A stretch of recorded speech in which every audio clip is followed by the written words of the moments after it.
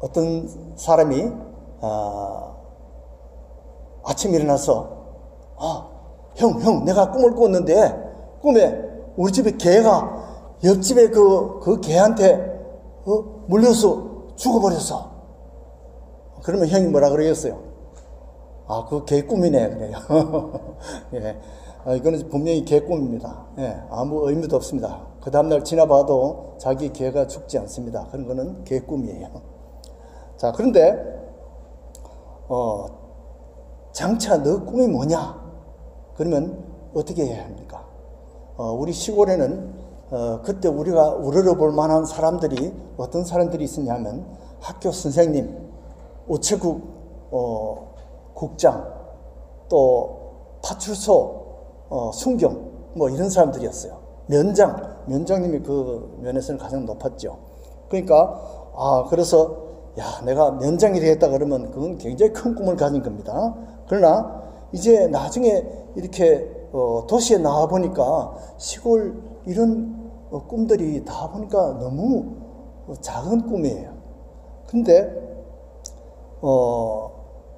어릴 때 보통 즐겨하는 그런 꿈들이 뭐냐 하면 아이가 남자가 탁 해서 나는 앞으로 대통령이 될 거야 그러면서 엄지손가락을 내밀면 사람들이 막 박수를 치면서 와서 축복을 해줍니다.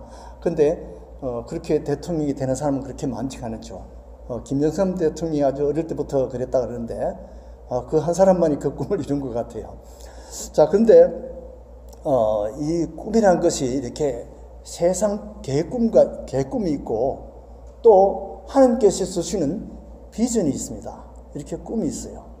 오늘은 우리가 하나님께서 가끔 사람들에게 주는 꿈에 대해서 얘기를 나누고자 하는데 성경의 제일 유명한 꿈이 바로 이 오늘 읽은 대로 바로의 꿈입니다. 바로는 아시는 대로 애굽의 왕이었습니다. 막강한 왕이지요. 근데 그 왕이 꿈을 꾸니까 어떤 일이 있었어요? 그 꿈에 아주 살찐 아주 아름다운 그 암소 7이 풀을 뜯고 있는데 아주 파리하고 못된 그런 소가 나타나가지고는 그 암소를 다 잡아먹었대요. 그래가지고 잠을 깼어요.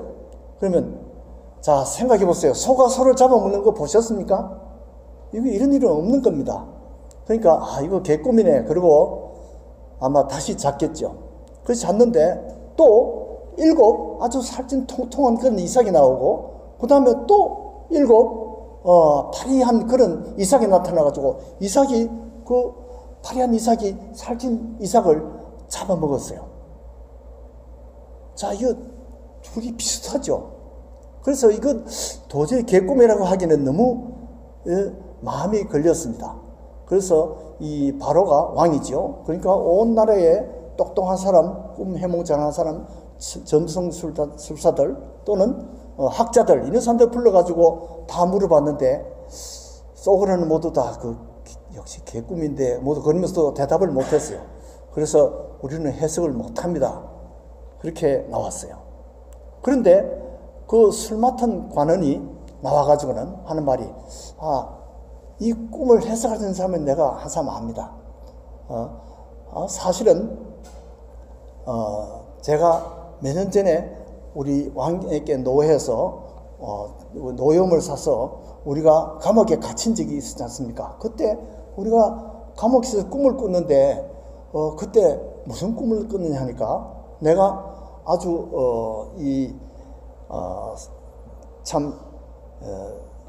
새 가지가 나와가지고 거기 싹이 나가지고 꽃이 피고 그러니까 포도가 주렁주렁 열려가지고 내가 그 포도의 즙을 짜가지고 내가 왕에게 드렸더니만 꿈이었습니다.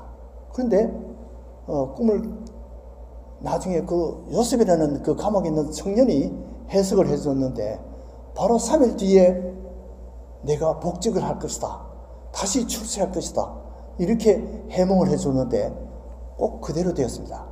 근데 그 내 옆에 있던 그때 떡 맡은 관은 요새 말하면 빵을 굽는 그 파티의 아주 장관입니다.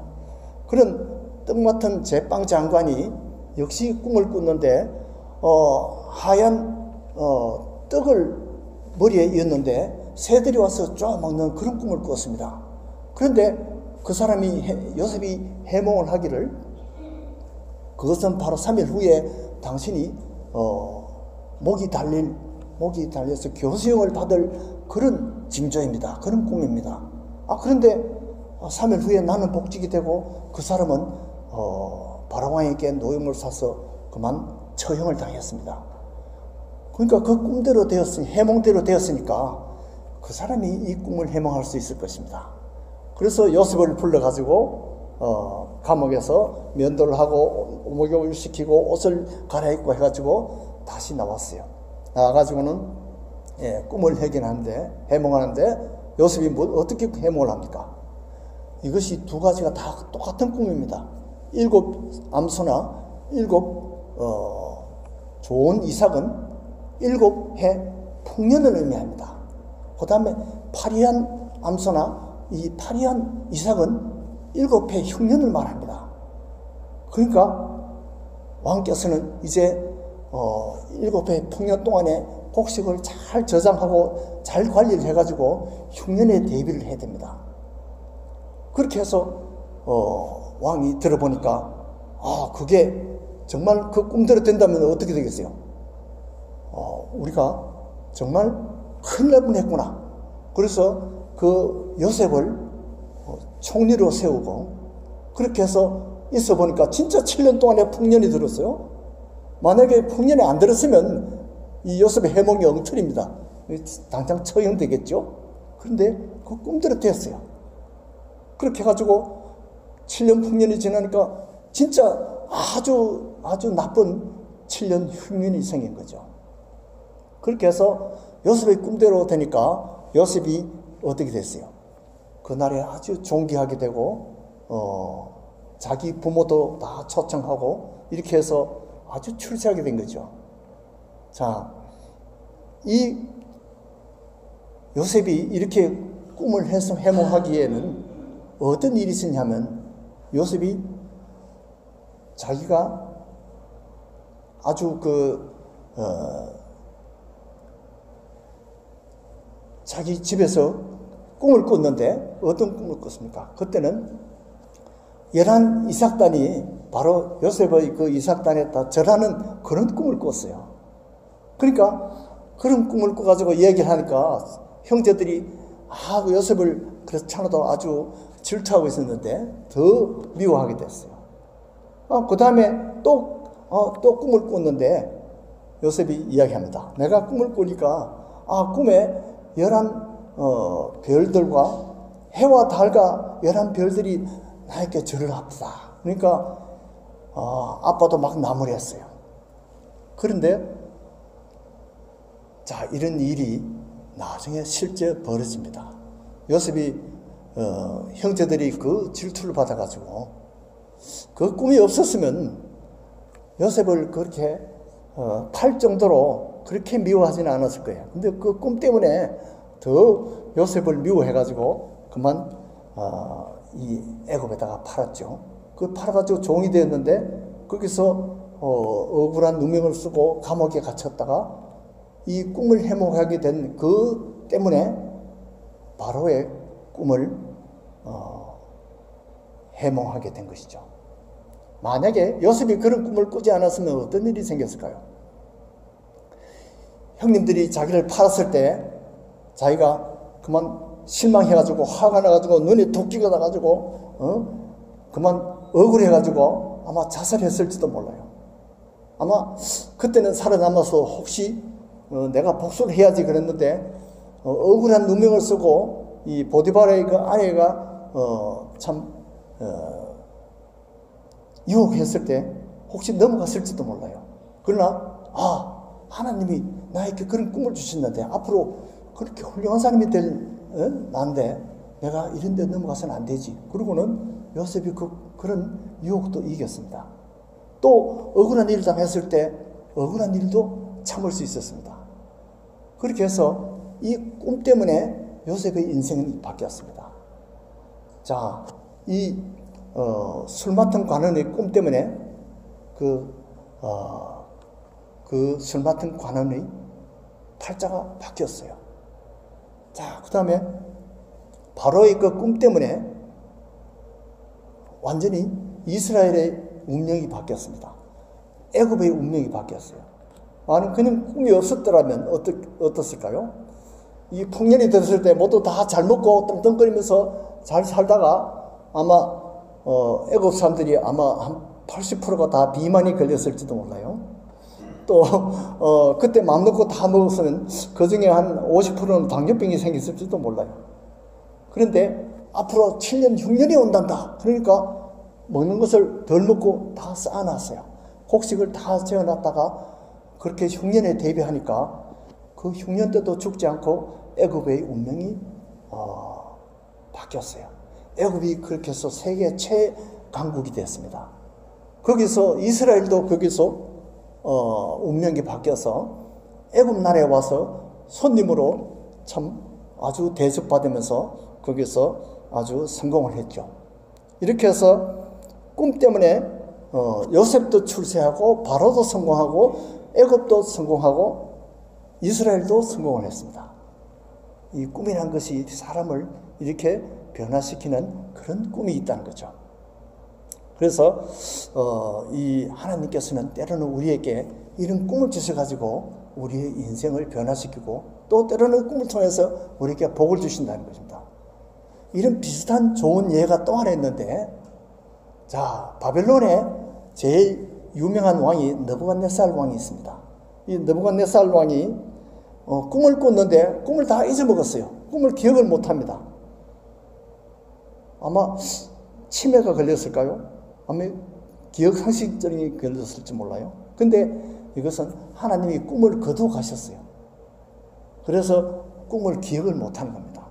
그래서 온갖의 학자들을 또 모아가지고 이렇게 정신과학자들과 점성술사들을 모아가지고 물으니까 다 모두 모릅니다. 이렇게 하니까 왕이 화가 났어요. 이놈들 제대로 해석이 나오지 않으면 다 죽여버려라 이렇게 해서 다니엘도 죽게 됐어요. 다니엘이 죽게 되니까 다니엘과 세 친구가 금식을 해가면서 기도를 했습니다. 기도를 하면서 하나님께서 놀라운 일을 보이십니다. 바로 느부갓네살이 잊어버린 그 꿈을 다니엘이 그대로 그 꿈을 또 꾼 거예요. 이렇게 꿈을 다시 재생하게 됐는데 그 꿈이 어떤 꿈이냐 하니까 큰 이 신상이 있는데 그 신상이 머리는 완전히 황금으로 만든 신상입니다. 그 다음에 가슴은 은으로 만들었어요. 배까지는 그 다음에는 동으로 만들었어요. 그 다음에 다리는 철로 만들었는데 이 발을 보니까 반이 흙이 섞였어요.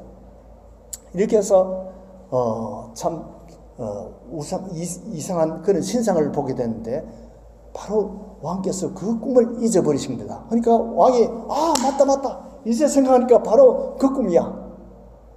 근데 그게 무슨 의미가 있지? 바로 이 금이 바로 임금님이시고 당신 바벨론 다음에는 금보다 못한 은이죠. 은의 나라가 나오고 그 다음에는 또 그보다 못한 동의 나라가 나오고 그 다음에는 그보다 못하지만은 더 강하기가 아주 강한 철의 나라가 있고 그 다음에는 그 흙의 나라가 같이 섞여 있는데 그것이 뜨인 돌이 나와서 치니까 그 우상이 다 타게 되고 온 세상이 그 뜨인 돌로 가득 차는 그런 꿈이었어요. 그 뜨인 돌이 바로 하나님의 아들 예수님을 의미하는 것입니다. 이 꿈 해석을 듣고 나니까 완전히 이 느부갓네살 왕이 정신이 번쩍 들었어요. 이제 우리나라가 금이구나. 내가 금이구나. 하나님이 나를 대단하게 보시는구나. 그렇게 했어요. 근데 사실 그때까지는 느부갓네살이 어떻게 생각했냐면 자기가 하나님보다 더 강하다고 생각했어요. 왜냐하면 그 하나님을 섬기는 이스라엘을 자기가 점령했기 때문에 그 유다를 점령했으니까 내가 최고다. 내가 신보다 강하다. 이렇게 생각했거든요. 그런데 그 신상을 보니까 그 꿈을 보니까 이 왕이 자기가 욕심이 생겼어요. 한편으로는 그 하나님께 존경도 하지만은 또 한편으로는 자기 욕심이 있는데 영원히 위에서부터 밑에까지 다 금이면 우리나라가 영원할 것이다. 이런 마음이 들어가지고 그 다음에는 큰 금신상을 만들었어요. 뉴욕에 있는 아마 자유의 여인상보다 조금 키가 작은 그런 금신상입니다. 그런 금신상을 만들어가지고는 이 신상에다가 모두 이제 나팔을 불거든 거기서 절을 해라. 절하지 않는 사람은 내가 풀무 뿔에다가 집어넣겠다. 이렇게 했을 때 온 나라 사람들이 벌벌 떨면서 거기에 절을 했는데 다니엘의 친구 이 세 사람은 거기에 절하지 않았어요. 그렇게 해서 고소를 당했습니다. 그래서 사드락과 메삭과 아벳느고 세 친구가 그만 풀무불을 왕이 화가 나가지고 7배나 뜨겁게 해가지고 집어넣었습니다. 왜냐하면 왕이 사실은 이 사람들을 아깝게 생각해서 살려주려고 지금이라도 네가 이 신상에다 절을 하면 내가 용서해 주겠다 했는데 그 세 친구들이 말이 뭐라 그러냐 하니까 우리가 그렇게 하더라도 왕이 하나님께서 우리를 구해 주실 것입니다. 우리는 유일신 하나님 외에는 다른 신상에 절을 할 수가 없습니다. 하나님이 우리를 구해주지 않더라 하더라도 우리는 우상에 절을 할 수 없습니다. 이렇게 하니까 화가 잔뜩 났어요. 어디 너 하나님이 어떻게 구해주는가 보자. 그리고는 7배나 더 뜨겁게 가지고 집어넣었던 사람이 그냥 타 죽을 정도로 이렇게 불을 뜨겁게 했어요. 그렇게 했는데 놀라운 일이 생겼어요. 거기 이 다니엘의 세 친구가 불 속에서 막 걸어 다니는 거예요. 산보를 하고 있어요. 근데 또 한 분이 더 나타났는데 그 사람이 어떤 사람 같이 보인다고 했어요. 바로 느부갓네살 왕이 보기에는 그 사람이 바로 하나님의 아들 성자 예수님과 같이 닮았다고 이렇게 영감이 왔어요. 그래서 왕이 놀래가지고 이 다니엘의 세 친구를 불러가지고 용서해 줄 뿐만 아니라 그 세 친구를 더 승진해 줬어요.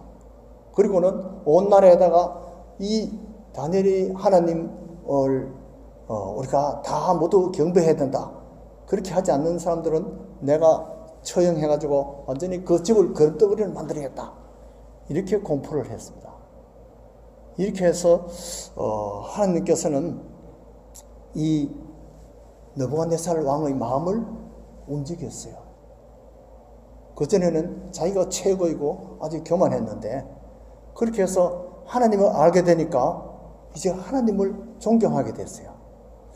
그런데 사람이 간사해서 하나님을 믿고 난 다음에도 자기 욕심을 버릴 수가 없었어요.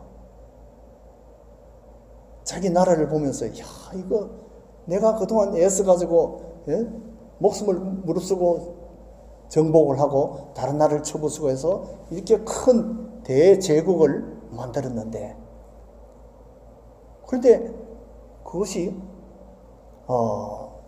자기가 그 영광을 받기 위해서 이건 내가 내 힘으로 내가 내 능력으로 이렇게 만드는 제국인데 이렇게 생각하고 있었어요. 그런데 하나님이 또 꿈을 주셨어요. 이번에는 어떤 꿈을 꿨냐면 큰 아주 하늘에 닿은 큰 나무를 꿈을 꿨습니다. 그 나무가 어떻게 되냐니까 너무 커가지고 하늘에 닿아가지고 세상 끝에서도 다 보일 정도예요. 그리고 그 나무에 꽃이 피고 과일이 주렁주렁 열려가지고 온 세상 동물들이 거기 와서 집을 짓고 그 나무의 실과를 먹고 그 나무의 혜택을 받으면서 그렇게 사는 거예요. 그렇게 했는데 어떤 순찰자가 나타났어요. 이 순찰자가 나타나가지고는 그 나무를 처형하라. 그런데 다 죽이지 말고 그루터기만 좀 남겨놓고 그 그루터기를 쇠사슬에 묶어놔라. 그렇게 해서 이 꿈을 깨고 나니까 왕이 마음이 불안했어요. 이게 무슨 뜻인가? 온 나라의 술사들을 다 불러가지고 물어봤는데 아무도 그 뜻을 몰랐어요. 근데 왕도 왜 이렇게 불안했겠어요? 바로 그 나무가 바로 자기하고 닮았거든. 지금 자기가 이 큰 엠파이어 대제국을 만들어 가지고 온 세계 나라가 자기 혜택을 보고 있는데 하나님께서 그 큰 나무를 심판하시고 처벌하신다 그러니까 왕이 불안한 거예요. 그래서 다니엘을 불러가지고 해석을 물었습니다. 다니엘이 와서 분명히 말했습니다. 그 큰 나무가 바로 바벨론 왕 느부갓네살 왕 당신입니다. 그런데 하나님께서 당신이 너무 교만해서 당신을 지금 치려고 하고 있습니다. 그렇게 되면 당신이 이제 완전히 미치광이가 되어서 이제는 들짐승과 같이 이렇게 지나게 됩니다. 그렇게 되기 전에 하나님을 섬기고 하나님 앞에 겸손하고 불쌍한 사람들을 많이 돕고 이렇게 하면 하나님께서 혹시 당신을 용서해 주시고 이 꿈을 그대로 철회할지도 모릅니다. 다니엘이 그렇게 어드바이스를 했어요. 그리고 한 1년 동안은 왕이 그 어드바이스대로 잘 했어요. 근데 한 1년 동안 지나고 나니까 도저히 참을 수가 없어요.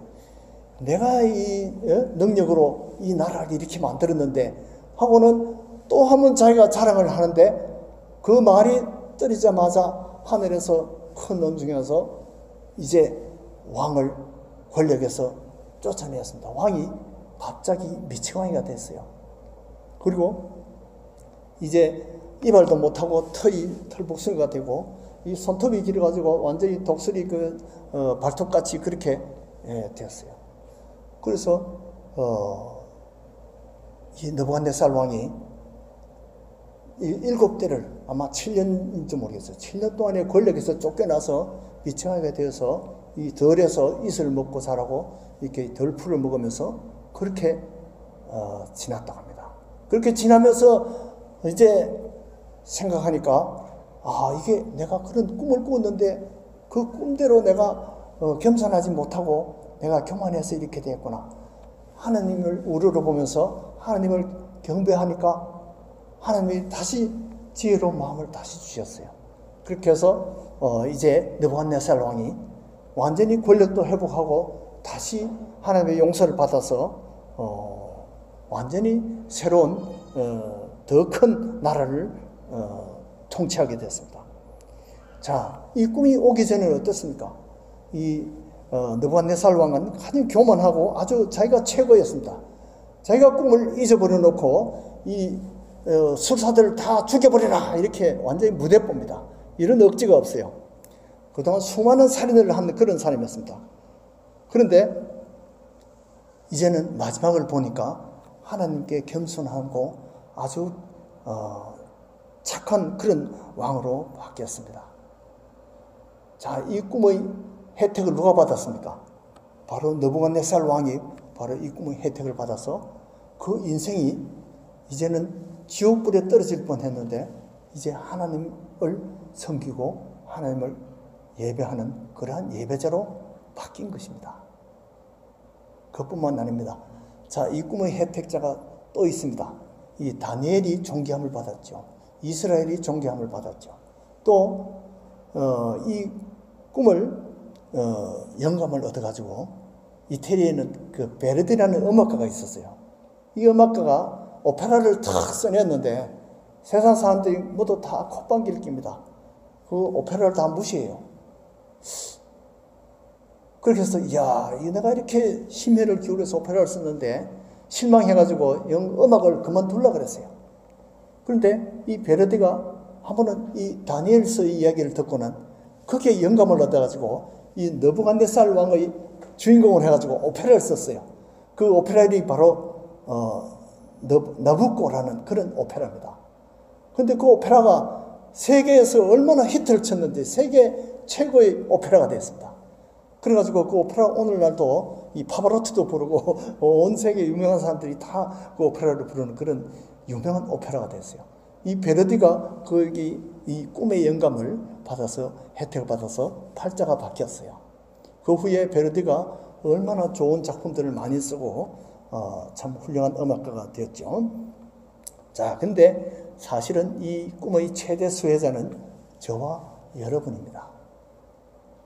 이 느부갓네살 왕이 이렇게 짐승처럼 그렇게 형벌받는 것을 보고 우리는 하나님을 두려워합니다. 내가 그렇게 안 돼야지. 그리고 하나님께서 정말 이렇게 세계 최강의 나라 바벨론을 그렇게 쳐부숴서, 바벨론이 비록 유다를 쳐부숴 정복했지만은 바로 그 유다의 하나님이 이 느부갓네살 왕을 끌어들인 것을 모습을 보고 우리는 우리 하나님의 전지전능하심을 봅니다. 하나님의 섭리를 봅니다. 그렇게 해서 우리는 이 다니엘의 하나님을 섬기기로 우리는 마음을 굳게 맺으시면 저와 여러분이 바로 그 최대의 수혜자가 되는 것이죠. 자, 또 하나의 꿈 이야기를 하겠습니다. 이것은 사도 바울의 꿈인데 사도행전 16장 6절에서 7절까지입니다. 성령이 아시아에서 말씀을 전하지 못하게 하시거늘 그들이 부르기아와 갈라디아 땅으로 다녀가 무시아 앞에 이르러 비두니아라 가고자 애쓰되 예수의 영이 허락지 아니하시는지라. 무시아를 지나 드로아로 내려갔는데 밤에 환상이 바울에게 보이니 마게도니아 사람 하나가 서서 그에게 청하여 가로되 마게도니아를 건너서 우리를 도우라. 바울이 그 환상을 보았을 때 우리가 마게도니아로 떠나기를 힘쓰니 이는 하나님이 저 사람들에게 복음을 전하라고 우리를 부르신 줄로 인정함이라. 이 복음의 진로가 중앙아시아로 이렇게 갈 뻔했는데 이 꿈을 통해서, 이 환상을 통해서 복음이 180도로 바뀌어서 이 꿈이 이 드로아에서 이 빌립보로 해서 그리스로 가게 됐습니다. 그리스, 로마, 스페인, 영국, 온 유럽으로 복음이 퍼지고 미국에까지 복음이 퍼졌다가 미국에서 우리 대한민국으로 와서 저와 여러분이 이 복음을 받게 되었습니다. 이 복음의 진로가 타이밍이 잘 안 맞았으면 아마 우리나라의 그 불교 때문에 아마 이 복음의 길이 막혔을지 몰라요. 그런데 이 대한민국의 국력이 쇠할 때 그때 이 복음이 들어와서 그때 우리나라가 한번 일본에게 망하고 그때 이 복음을 통해서 우리가 다시 힘을 얻게 되고 우리나라의 운명이 바뀌었습니다. 우리나라가 이렇게 오늘날 이 세계 10대 이 강국으로 이렇게 바뀌게 된 것도 우리가 이 복음이 바로 우리에게 복을 주셨기 때문입니다. 그것은 바로 이 사도 바울의 그 꿈이 바로 우리의 운명을 바꾼 것입니다. 오늘 하나님께서는 계시로 또는 말씀으로 꿈으로 우리에게 자꾸 영향력을 행사합니다. 우리가 꿈을 꾸고 싶다고 이런 꿈이 꾸어집니까? 우리가 자꾸 걱정을 하면 걱정하는 꿈을 꾸게 됩니다. 그러나 우리가 말씀을 읽고 하나님을 자꾸 묵상하면서 하나님의 뜻이 무엇인가? 하나님의 뜻을 우리가 자꾸 따르려고 하다 보면 우리에게 사도 바울과 같은 이런 계시가 생깁니다. 꿈이 생깁니다. 이것은 계획꿈이 아니라 바로 영원한 하늘나라를 소망하는 이러한 비전의 꿈이 되는 것입니다. 이 비전도 하나님께서 주신 것, 우리의 이 요셉에게 준 꿈, 술 맡은 관원장에게 준 꿈, 또 이 바로에게 준 꿈, 느부갓네살에게 준 꿈, 다니엘에게 준 꿈, 이 모든 것은 하나님께서 우리의 운명을 바꾸시기 위해서, 우리에게 축복을 주시기 위해서 이렇게 꿈으로 역사하신 줄 믿습니다. 오늘 우리에게 이러한 세상 꿈만 아니라 하늘나라의 꿈을 우리가 꿈꾸면서 느부갓네살의 꿈처럼 이 바울의 꿈처럼 우리가 하나님의 뜻 가운데 하나님의 축복 가운데 있기를 축복합니다.